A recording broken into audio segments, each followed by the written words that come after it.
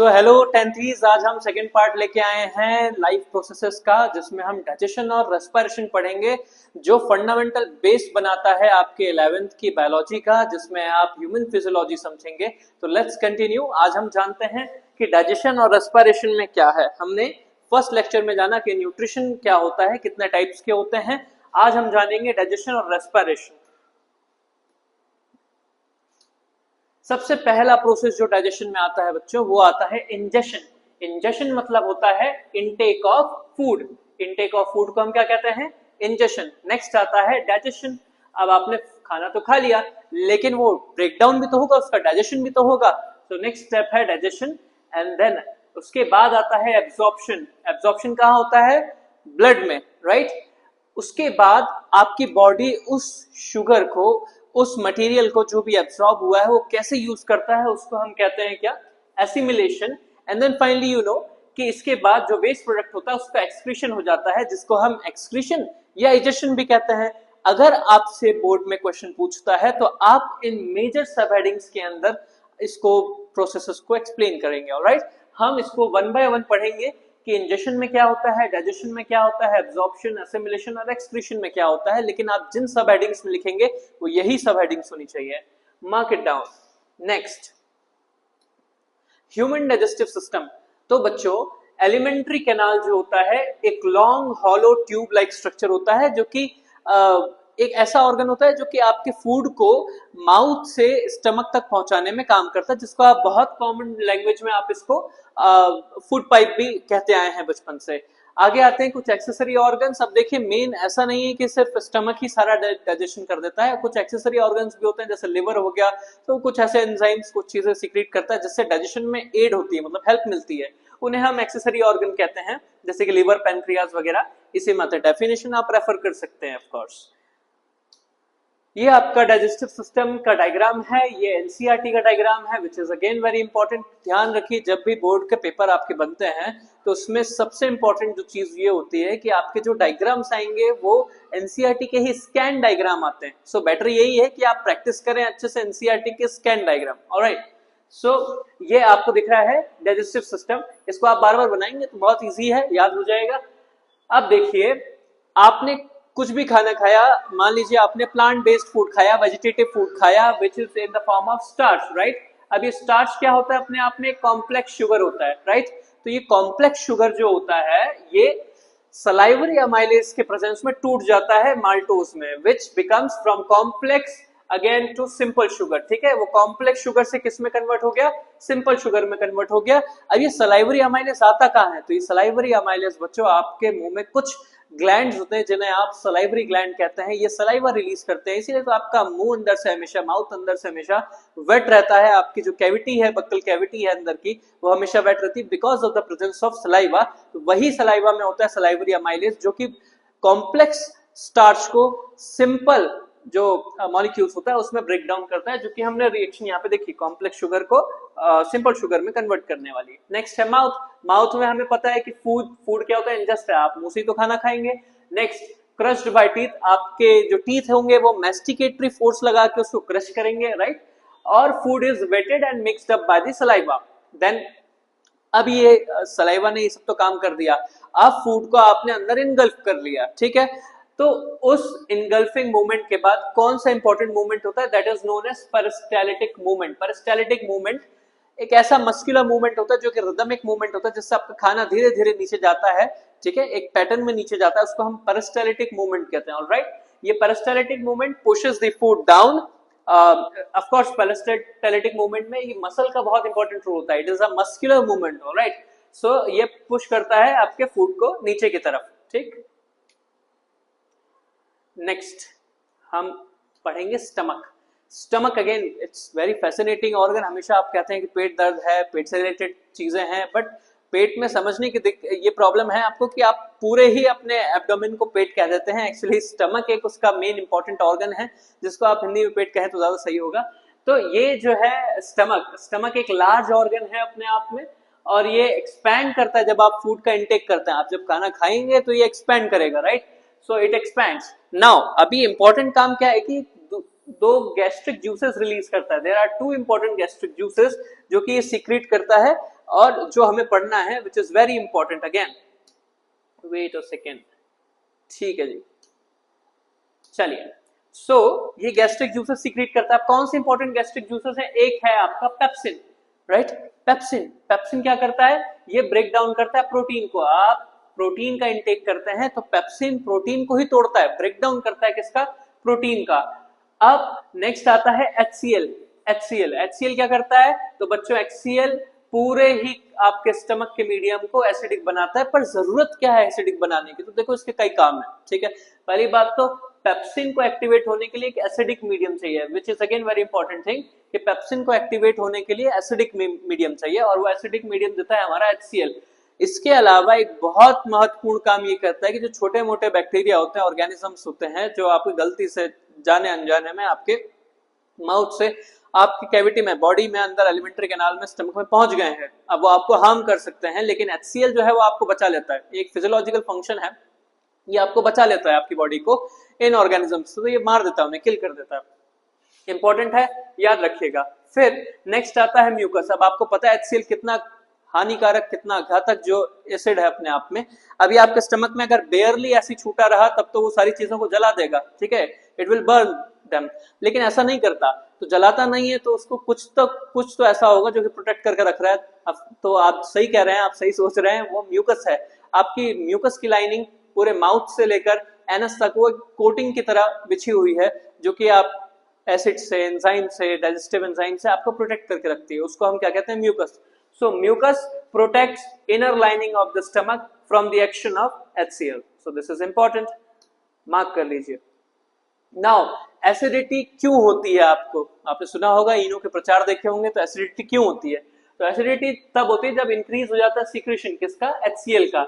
अच्छा, इनो क्यों पीते हैं? तो भैया इनो जो होता है वो बेसिक नेचर का होता है और ये न्यूट्रलाइज कर देता है किसको? आपके स्टमक को, इसलिए इनो पीना सही है। लेकिन कोल्ड ड्रिंक पीना ऑफ कोर्स सही नहीं है, क्योंकि कोल्ड ड्रिंक में एसिडिक चीज होती है, वो एसिडिटी को और बढ़ा देता है, इसलिए बचिए उसको पीने से। इनो इज गुड, जो कि बेसिक नेचर का होता है। नेक्स्ट आता है लिवर। तो लिवर क्या करता है? लिवर सिक्रीट्स बाइल जूस, जो कि कहाँ स्टोर होता है? गॉल ब्लैडर में। तो बच्चों यहाँ से क्वेश्चन बहुत बढ़िया बनता है। कई बार आपको इसको वाइस वर्सा कर देते हैं, वो कहते हैं कि गॉल ब्लैडर सिक्रीट करता है उसको, या फॉर्म कौन करता है? तो आप ध्यान रखिए कि सिक्रीट करता है लिवर, बाइल जूस को सिक्रीट करता है लिवर, और स्टोर होता है वो कहां पे? गॉल ब्लैडर में, ये ध्यान रखिएगा। Now what is bile juice? तो बच्चों बाइल जूस जो होता है वो फूड को अल्कलाइन, इमल्सिफाई करता है फैट को। ये बड़े बड़े फैट के मॉलिक्यूल्स को बहुत छोटे पार्ट्स में ब्रेक डाउन करके छोड़ देता है, इसी को हम बाइल जूस कहते हैं। और ये बहुत इंपॉर्टेंट चीज है, इसको आप मार्क जरूर कर लीजिए, इट्स वेरी इंपॉर्टेंट। ये फैट देख रहे हैं, फैट का बड़ा मॉलिक्यूल, इसको तोड़ दिया है बहुत छोटे छोटे फैट के मॉलिक्यूल्स में। This is what bile do, this is how bile functions, right. Next आता है हमारे इंपॉर्टेंट एसेसरी ऑर्गन्स में पेनक्रियास। पेनक्रियास क्या रिलीज करता है बच्चों? Pancreatic juice, right. अभी पेनक्रियाटिक जूस क्या क्या होते हैं? तो very important, which is trypsin, lipase and pancreatic amylase. ये तीनों बहुत इंपॉर्टेंट है। ट्रिप्सिन जो होता है बच्चों वो प्रोटीन्स के डाइजेशन में हेल्प करता है, लाइपेज जो होता है वो फैट्स के डाइजेशन में हेल्प करता है, और हमारा जो पेनक्रियाटिक अमाइलेज है वो कार्बोहाइड्रेट्स के डाइजेशन में हेल्प करता है। ये तीनों चीजें आप ध्यान रखेंगे कि पेनक्रियाटिक जूस क्या कंटेन करता है और रिलीज कौन करता है, आपको पता ही है, पेनक्रियास रिलीज करता है। अच्छा, एक और इंपॉर्टेंट पूछ सकता है आपसे कि रिलीज कहाँ करता है? तो एक्चुअली ये स्मॉल इंटेस्टाइन के जो ड्यूडेनम पार्ट है वहां पे इन तीनों का रिलीज होता है। So mark it important. Next small intestine. तो स्मॉल इंटेस्टाइन हमें पता है ये 5 to 7 मीटर की होती है, लंबी होती है। ये साइट ऑफ फाइनल डाइजेशन, यहीं पे फाइनल डाइजेशन होता है। अच्छा, ये लंबी होती है पर चौड़ी नहीं होती है, ठीक है, वाइड नहीं होती है, ये लेंथ में लंबाई इसकी बड़ी होती है। ये सिक्रीट करती है कुछ इंटेस्टिनल जूसेस, राइट, जैसे कि ये प्रोटीन को कन्वर्ट कर देती है छोटे छोटे अमाइनो एसिड्स में, ये फैट को कन्वर्ट कर देती है फैटी एसिड्स प्लस ग्लिसरॉल्स में, कार्बोहाइड्रेट्स को कन्वर्ट कर देती है ग्लूकोज में। तो ये अपने आप में बड़ा इंपॉर्टेंट काम है इसका। इसमें एक बहुत कैरेक्टरिस्टिक या फिर इसका कह सकते हैं हॉलमार्क कैरेक्टरिस्टिक है, इसका एक हॉलमार्क चीज है जो कि विलाय कहते हैं जिसे आप, ठीक है। अब विलाय क्या होती है? तो बच्चों विलाय देख रहे हैं आप, ये ऐसे पहाड़ जैसे स्ट्रक्चर जो दिख रहे हैं, ये विलाय है। अब ये विलाय सरफेस एरिया को बढ़ा देते हैं, ठीक है। ये विलाय छोटे छोटे सरफेस एरिया को फोल्डिंग्स के थ्रू बढ़ा देते हैं, जिससे एब्जॉर्प्शन जो होता है बहुत इजी हो जाता है। ऑलराइट, जैसे आप विलाय देख रहे हैं तो क्या करता है, इंक्रीजेस सरफेस एरिया। सबसे पहला काम सरफेस एरिया इंक्रीज कर देगा एब्जॉर्प्शन का। नेक्स्ट क्या करेगा, एब्जॉर्ब फूड जो होगा वो बॉडी में वो बॉडी की कैपिलरीज में एब्जॉर्ब हो जाएगा, राइट।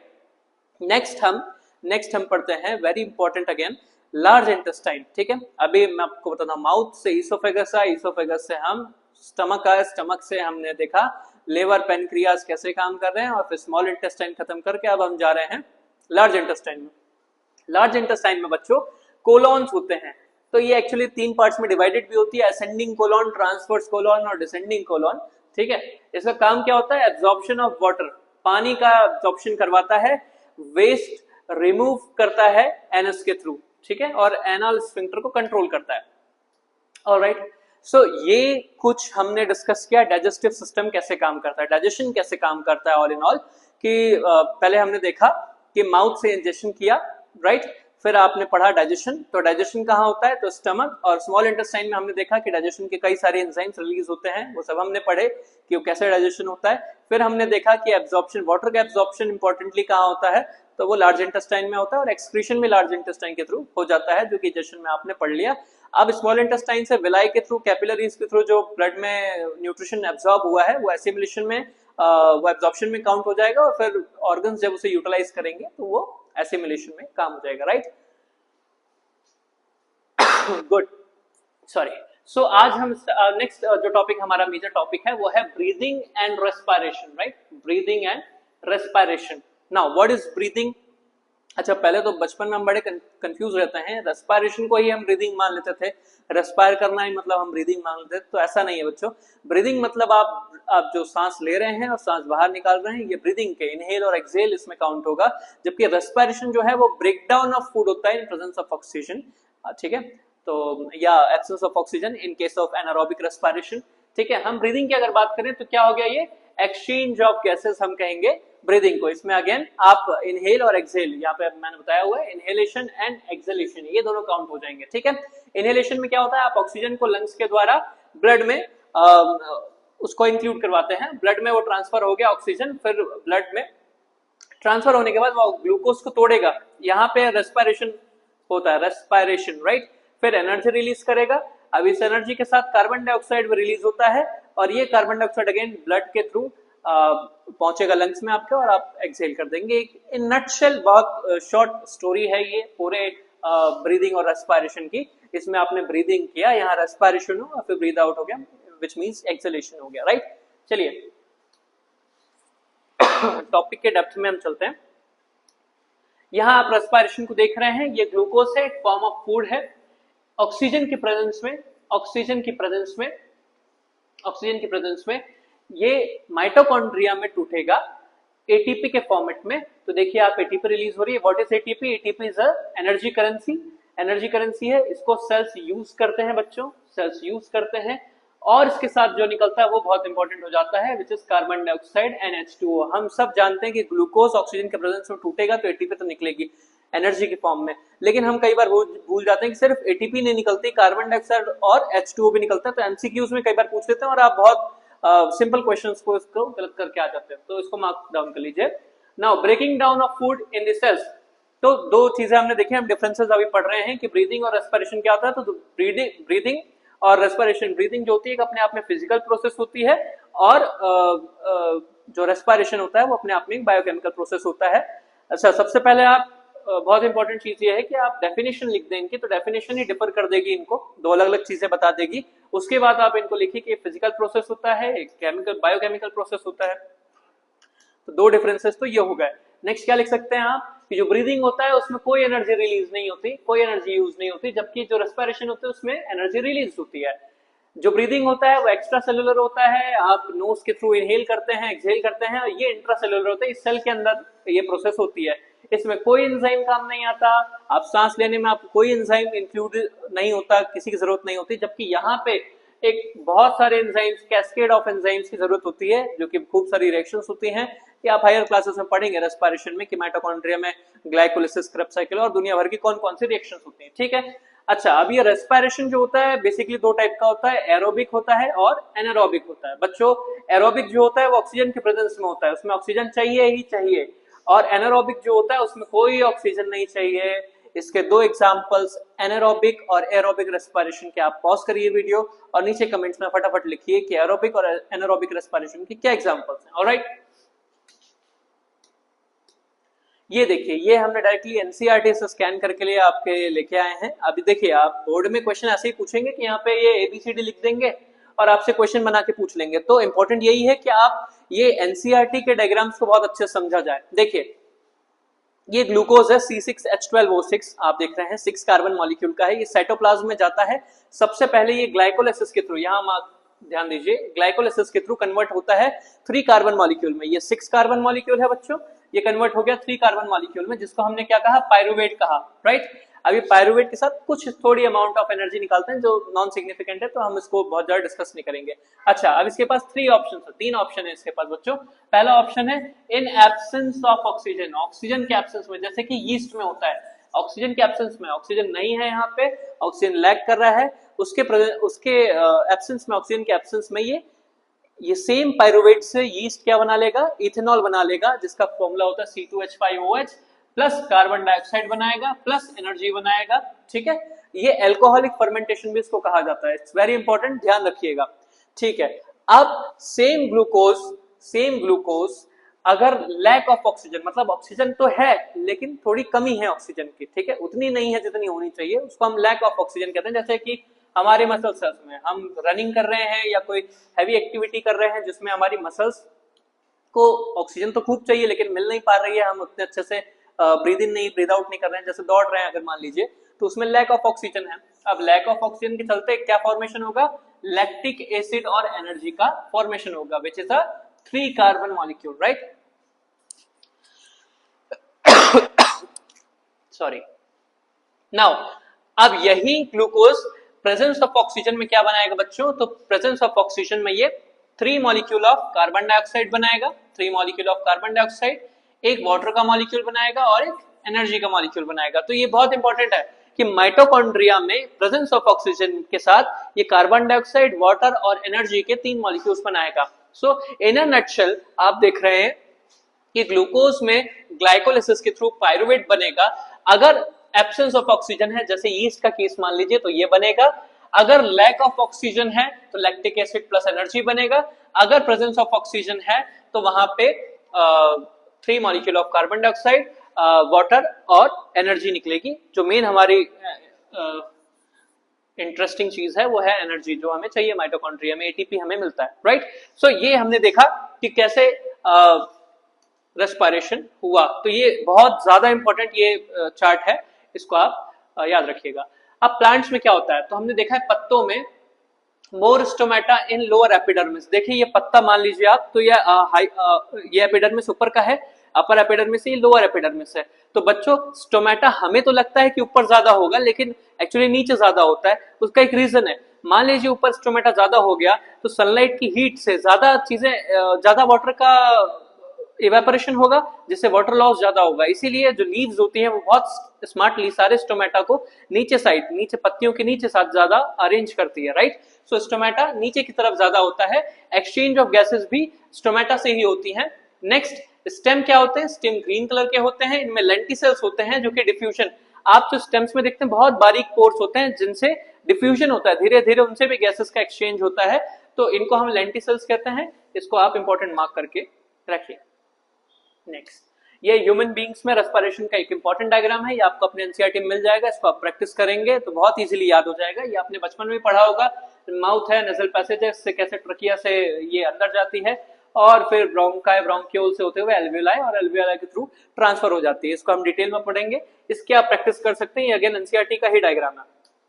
चलिए, रिंग्स ऑफ कार्टिलेज, यहाँ पे 5 रिंग होती है कार्टिलेज की, राइट, थ्रोट में आपके। ये इंश्योर करती है कि एयर पैसेज में कोई भी कोलैप्स नहीं आए। एक पाइप है वो कभी कभार कोलैप्स करके चिपक सकती है, इसमें कोई भी ऑक्सीजन का या फिर कोई भी एयर का पैसेज ब्लॉक हो सकता है और ये हार्म कर सकती है और आपकी डेथ हो सकती है। ताकि ये कोलैप्स ना हो, इसमें 5 रिंग होती हैं, कंप्लीट रिंग नहीं होती है, सी शेप की रिंग होती है, तो ये कुछ ऐसा सी शेप रिंग्स का स्ट्रक्चर आपको दिखता है, राइट। फिर आता है हमारे इंपॉर्टेंट चीज विच इज एल्वियोलाई। एल्वियोलाई क्या होता है? तो बच्चों बलून लाइक स्ट्रक्चर होता है। Wall of alveoli squamous epithelium की बनी होती है। स्क्वायमस एपिथेलियम ये पतली पतली ऐसे सेल्स होती हैं जो अरेंज होते हैं, ये स्क्वायमस एपिथेलियम होती हैं, राइट। तो इनमें डिफ्यूजन इजी होता है, इसलिए स्क्वायमस एपिथेलियम की बने होती हैं ये। और नेक्स्ट ब्लड वेसल से ये कनेक्टेड होती है, राइट।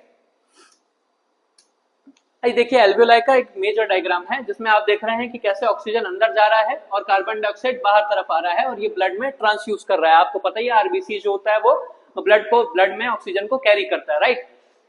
आरबीसी में सबसे इंपॉर्टेंट चीज होती है विच इज हीमोग्लोबिन, जो कि ऑक्सीजन के साथ अटैच हो जाती है। इसको रेस्पिरेटरी पिगमेंट भी कहते हैं। इसमें एफई होता है which is very important question. FE होता है, एफई कंटेनिंग प्रोटीन होता है और ये आरबीसी में प्रेजेंट होता है जिसकी वजह से ऑक्सीजन इससे अटैच होता है।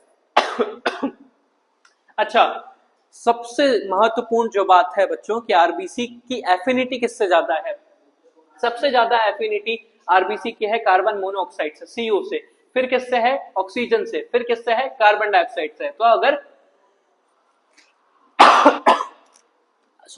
अगर हम कहें कि सबसे ज्यादा प्यार आरबीसी को किससे है, तो सबसे ज्यादा प्यार आरबीसी को है कार्बन मोनोऑक्साइड से। फिर किससे है? ऑक्सीजन से। और फिर किससे है? कार्बन डाइऑक्साइड से।